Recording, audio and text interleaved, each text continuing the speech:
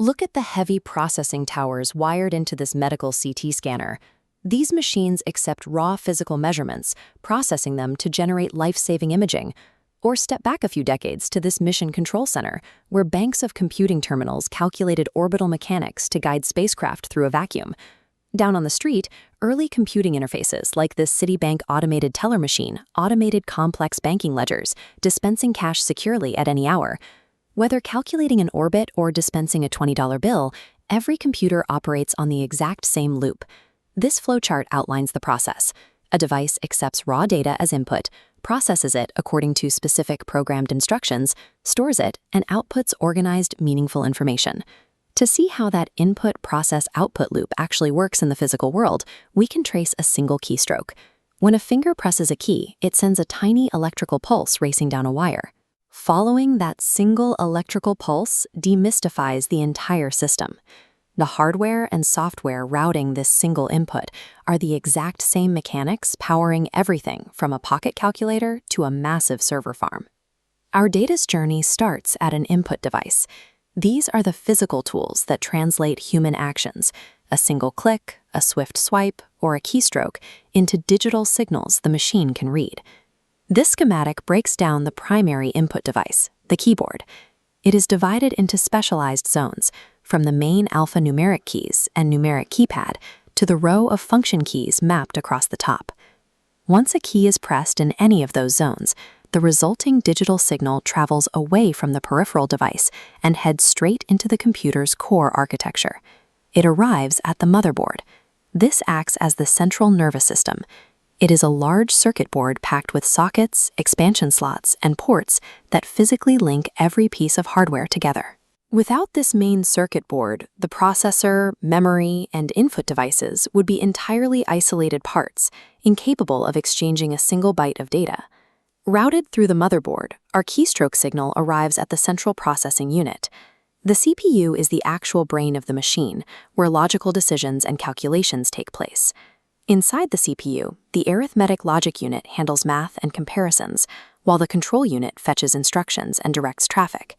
Because it processes information so rapidly, it requires a high-speed workspace. Data loops continuously between the processor and primary memory, or RAM. RAM allows the CPU to fetch data instantly, but it is volatile. If the power supply drops even for a second, all the data resting on this temporary workspace vanishes completely. To keep data safe when the power is off, the system writes it to secondary storage. Hard disk drives and solid-state drives act like a permanent filing cabinet, holding data long-term at the cost of slower retrieval speeds.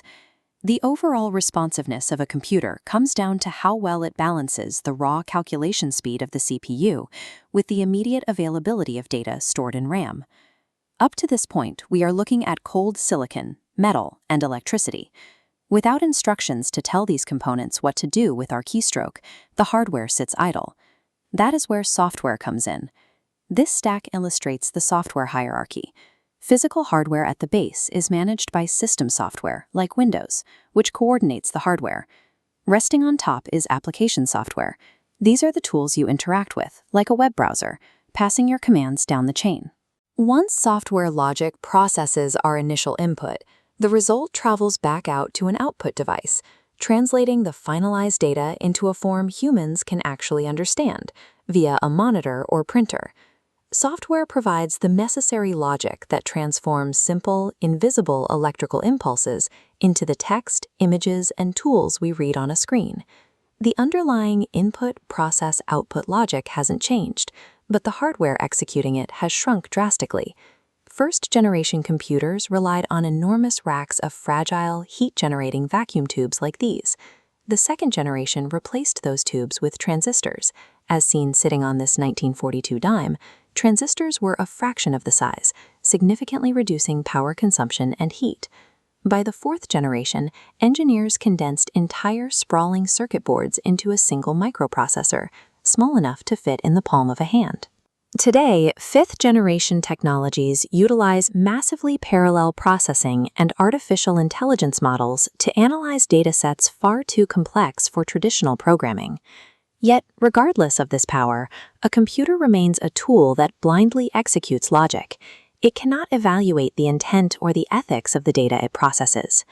Because the machine cannot distinguish between a helpful command and a malicious one, we have to provide the judgment it lacks by using security protocols like multi-factor authentication to verify our identity.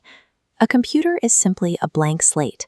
By accepting input, executing its instructions, and producing an output, it acts as a mechanical extension of human logic, operating at the speed of light.